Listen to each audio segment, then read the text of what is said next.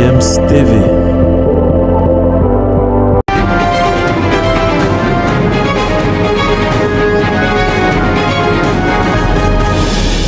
Allez, bienvenue sur GCM TV. Nous sommes donc le 1er novembre, donc le mois a bel et bien débuté et nous sommes en train d'aller tout droit vers la fin de l'année 2022. Mais nous, on reste sur nos programmes essentiels, notamment dans le sport. Et vous êtes donc sur Sport Matin de ce mardi. On va aller directement et tout droit parler des joueurs africains qui ont, n'est-ce pas, brillé dans les championnats européens ce week-end. Et on va commencer tout de suite par la English Premier League et l'international ghanéen Thomas Partey, qui était donc buteur avec Arsenal le week-end dans la victoire 5-0 de Arsenal sur Nottingham Forest. Il faut noter que Thomas Partey prendra bel et bien part, sauf s'il n'y aura pas de petits problèmes physiques peut-être entre-temps à la prochaine Coupe du Monde avec le Ghana. Et puis, il y a aussi l'international camerounais Bryan Mbeumo qui a donc brillé par une passe décisive avec Brentford dans le match nul, un but partout de Brentford. C'était ce week-end. Et puis, Liverpool a été battu par Leeds 2-1 avec un but de l'international égyptien Mohamed Salah. Il faut noter que ça ne va pas très bien du côté des Reds depuis le début de cette saison. Ils ont totalement manqué le début de saison en English Premier League et sont à une place où on n'a pas trop l'habitude de les voir. Allons du côté de la Liga et parlons de l'international RD congolais Théo Bongonda. Il a été buteur avec Cadix dans la victoire 3-2 de son club sur l'Atlético Madrid. Et puis on descend vers l'Allemagne pour parler de la Bundesliga. L'international camerounais Eric Maxime Choupo-Moting a le vent en poupe. Il a été passeur décisif et buteur avec le Bayern Munich, victorieux de Mayence, son ancien club 6-2. Il faut noter que dans ce même match, un autre Africain a brillé, c'est le Ballon d'Or africain Sadio Mané, l'international sénégalais, a été buteur, même s'il a raté un penalty, mais le Bayern s'en est sorti avec une victoire 6-2. Quittons l'Allemagne, allons du côté de la France et parlons de la Ligue 1.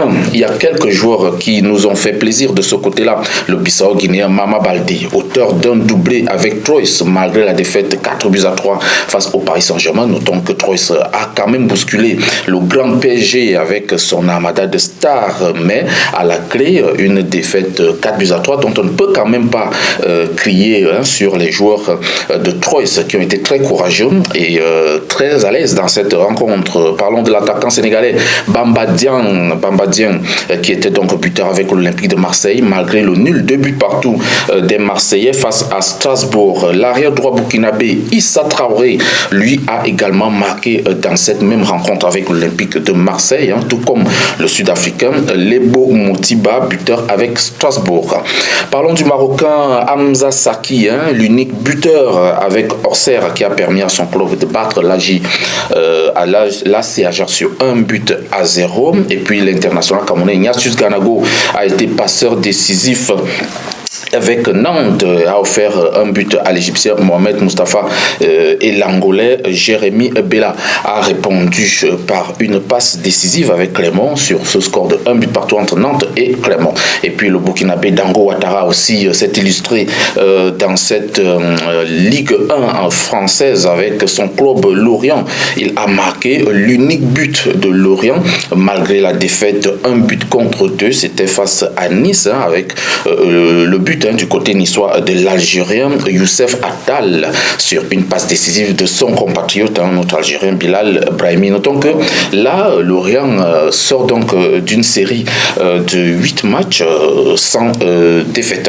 Là, c'est Nice qui est venu arrêter cet élan. Parlons de la série A. La série A avec l'Angolais Mbala Nzola qui est donc l'unique buteur de Spezia battu donc 1-2 par la Fiorentina. Et puis le Sénégalais Boulaye Dia a été buteur avec la Salernitana Salernitana, victorieux de la Lazio, 3 buts à 1 à domicile. Victor Osimhen, l'international nigérian, lui, a été auteur d'un triplé dans la victoire 4 buts à 0 de Naples sur Sassuolo. Et puis le gardien international camerounais André Onana s'est illustré par un clean sheet avec l'Inter de Milan, victorieux de la Sampdoria, 3 buts à 0. Voilà donc quelques nouvelles de nos compatriotes africains du côté de l'Europe. Juste une petite pause et je reviens derrière pour continuer.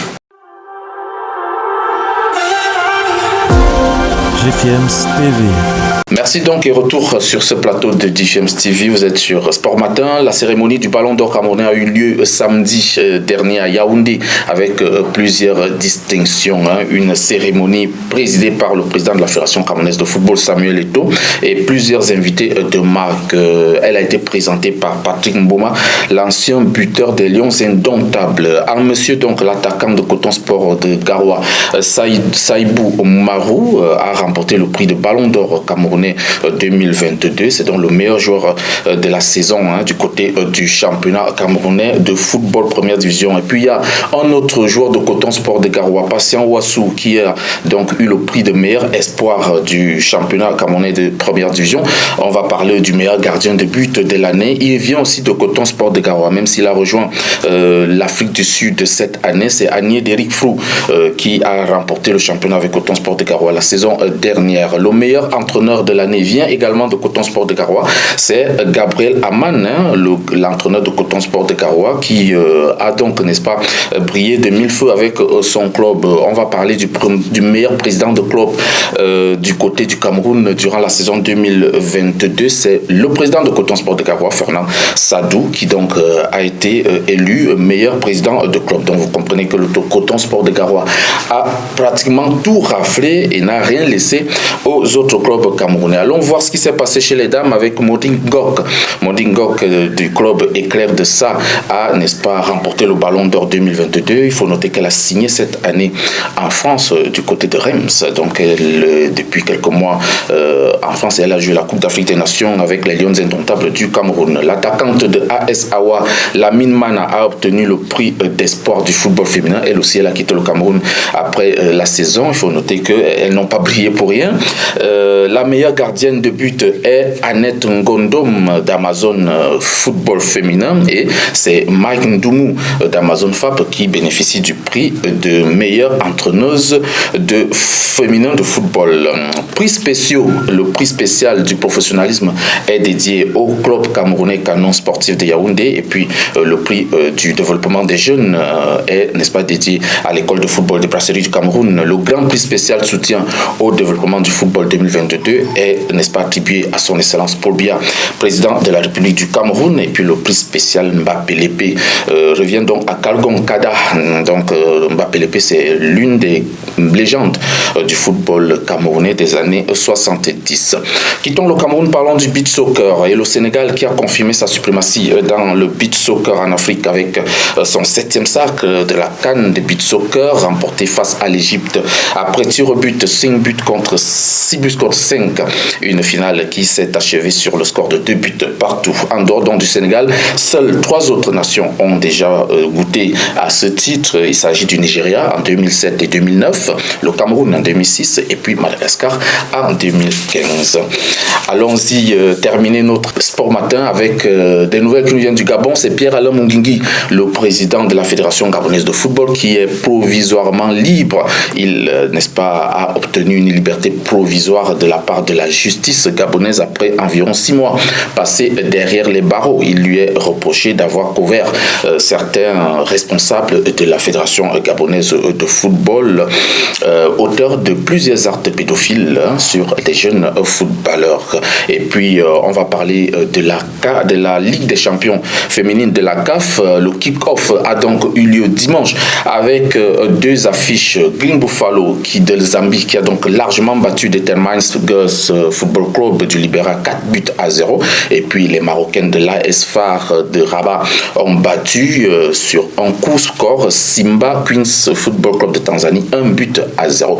Et on a aussi eu droit à 2 matchs à 2 matchs hier. C'était donc Mamelodi Sundowns, les championnes d'Afrique en titre, qui jouaient donc contre Bayelsa Queens du Ghana, et puis Wadi Degla de l'Égypte affrontait les Congolaises du tout-puissant Mazembe. On reviendra sur les scores de ces 2 rencontres dans notre prochaine édition de vendredi. Mesdames et messieurs, c'est terminé pour Sport Matin. J'espère que vous avez kiffé. On se retrouve vendredi pour une autre sortie. Portez-vous bien et restez scotchés sur GFM TV.